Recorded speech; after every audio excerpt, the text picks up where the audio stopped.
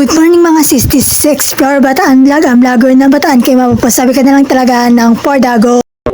Yan, kakagising nga na pala natin yan at kailangan na nga natin gumising yan, kailangan na gumising ng ating ng kaluluwa natin yan. At pagkagising ko nga ay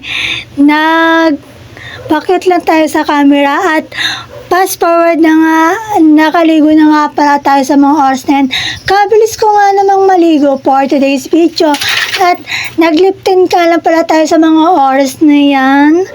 At nag-ayos-ayos na din tayo niyan. Siyempre, para gumanda-ganda naman tayo. After nga niyan ay nagpabango na rin tayo. After nga ay lumabas na din kami at nakasakay na nga tayo sa mga oras na yan. At after 2,000 years fast forward na nga, nandito na nga pala tayo sa church. Hindi pa nagsimula yan ang Sunday School at Worship Service. Yan nga pala si Sister Camille. Lagay ko lang siya sa camera. Fast forward na nga, nakasakay na nga pala ako sa tricycle niyan. At tapos na nga pala ang aming worship service at Sunday School. At papunta nga pala tayo niyan ng SM. At fast forward na nga, nandito na nga pala tayo sa SM City, Bataan. Umorder na nga pala tayo yan sa Jollibee. At yan nga pala ang aking mga in-order.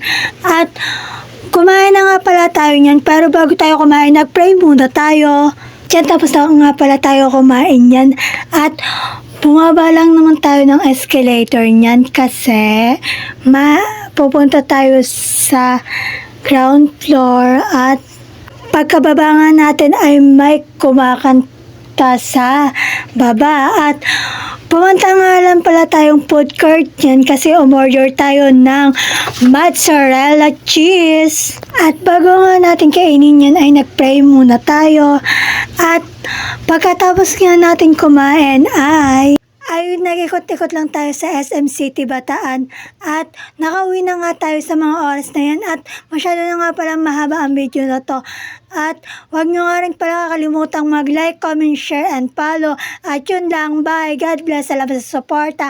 I love you all. Mwah.